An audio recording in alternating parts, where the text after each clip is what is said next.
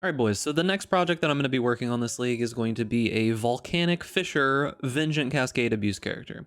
So the whole idea here is that with Vengeant Cascade, almost assuredly getting nerfed next league, I am going to try to abuse as many cases of this as I possibly can, and the next one that I decided to work on was Volcanic Fissure. Now, the reason for this in particular is that because with Volcanic Fissure, let me take the totem and multi-strike support out here. Because of the way the Volcanic Fissure works, this ability does a fissure on the ground, and then that fissure itself creates 5 projectiles. Now, the interesting thing with how Vengeant Cascade works, with all attack projectiles returned to you, technically here, the Volcanic Fissure itself is the thing that is creating the projectiles. So when we attack with this ability and slam on the ground, you'll notice that the projectiles simply bounce. So what this means is that each of those projectiles is going to be hitting twice. And if we scale enough AoE and the boss is large enough, which most of them are, we are able to overlap all of those circles, because you'll see there's only this little itty tiny bitty area here that doesn't overlap, right? A normal boss is large enough to get hit by all of those, and I haven't even scaled the AoE very much at all yet. So the whole idea here is that we're taking Volcanic Fissure, which at level 20 has 185% of base attack damage as well as effectiveness of added damage, combining that with Brutus's Lead Sprinkler, which is giving us a ton of added damage per our strength. And what ends up happening is that each one of these attacks is hitting with the Volcanic Fissure itself, and then each of those projectiles is hitting twice. So Volcanic Fissure is 185, and then each of the projectiles does 50% less damage with hits and ailments, so it's only half of that, which is like, what, 92.5 or something like that? So if we do 10 projectiles, because they're bouncing and hitting twice each, plus Volcanic Fissure itself, we are getting, I think, like 1100% effectiveness of damage. So then the idea is that if we take Earthbreaker support, which is giving us 30% less attack speed, so we're cutting 30% of that off, popping this in, and between our shield, which is just a random shaper shield with +1 max totems, as well as the node on the tree that does give us an additional totem, Ancestral Bond, we are able to spawn 3 of these totems, and that ends us up at like 2000+% effectiveness of damage. And then on top of that, we have Ancestral Protectors, we'll have Vol Ancestral War Chief whenever that is up, so we've got a ton of damage effectiveness through this build. Now, this character is in the very, very early gearing stages. I am using a 5 link on my Iron Fortress. I do have it 6 length, but I'm only using 5 links right now just to test it out. We have a Brutus's Lead Sprinkler with just like fire damage and accuracy on it at the moment. We haven't done anything else with this tree. Like a couple Chaos Crown of Eyes. I bought this for like 2 Chaos. We have an Astramantis. It is anointed with Vengeant Cascade, probably the most expensive piece of gear. Some random rings. This is a ring that I had from another character. The physical damage to attacks does essentially nothing since we are scaling mainly added fire damage with strength. Some gloves, a boot, and 2 Chaos Alberon's Warpath. We are actually not using most of our jewel slots, they're just empty right now.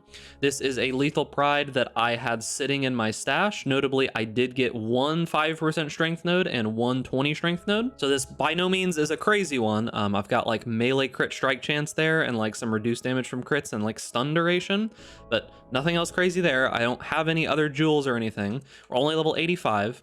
And this is just the very, very early steps of this character. I have some interesting plans that I want to go with this, but the whole idea behind this character is I do eventually want to make it into specifically a bossing character. Because it is a totem build, one good thing about totem builds in general is that you can kind of just run around and do whatever you want while the totems do the damage for you. Now, as I said, my character is not super geared. I have flasks from when I was leveling. You'll see these require like level 27 and level 4. I have flasks from when I was leveling. My resistances are okay because I'm using Purity of Elements. I'm not using Enlighten. The most expensive gem I've got is this Awakened Fire Pin, which I think I paid 39 Chaos for. I just wanted to get the fire exposure from it. So we're going to jump into a tier 16 map. This is with my full end game juice Atlas tree. So we're making the map relatively difficult here with all the things that spawn. But keep in mind, this is not an explanation of how powerful the build can be. It's not a demonstration of how powerful the build can be. We're at the early steps. This is just going to show you how it functions and what it looks like. So when you pop these totems down, you'll see that they just start spamming all kinds of projectiles all over the place, and each of these projectiles bounce. So the idea here is that we are not trying to be a clear build. If you are interested in doing this build, but wanting a little bit better of a clear skill, you'd probably be using Consecrated Path because those will be able to like jump around all over the place. But as you can see, it is a lot of projectiles, right? Like there is an absolutely massive amount of projectiles going in any way at any time. Now, notably, there is a Vol version of Volcanic Fissure, and this does work with totems, but it works a little strangely. The poor little Volcanic Fissure totem lad is only able to attack once. So he'll attack with his Fissure, and it will do Volcanic Fissure, but he's just going to sit here and do nothing for the rest of his life because he doesn't have any more Volcanic Fissures that he can do. Now, the whole idea behind this build is to be a boss farming build. I have no, like, delusions that this is going to be a good clear build. It can probably manage some basic clear and such, but the whole idea of this is just to do single target. So if we go ahead and pop down all of our totems on here, pop that, with very little gear, it does some pretty serious damage. I haven't scaled pretty much anything at all yet. Like I said, I'm not even using all my jewel slots. I'm only level 85. We're at 1100 strength right now, which is not very much in the scheme of things. We haven't spent almost any money. I would say, considering that this is just a 5 link that I'm using, I'm not using the full 6 link. We've spent maybe a divine, maybe a tiny bit more than that, depending. The vast majority of this gear is just nothing gear that I've either picked up for a couple of chaos or pulled from, like my stash, right? So if you're interested in seeing how this character turns out, this is the next character that I am going to be working on. Make sure to come and hang out with me at twitch.tv/bigduts, which you should go follow, by the way.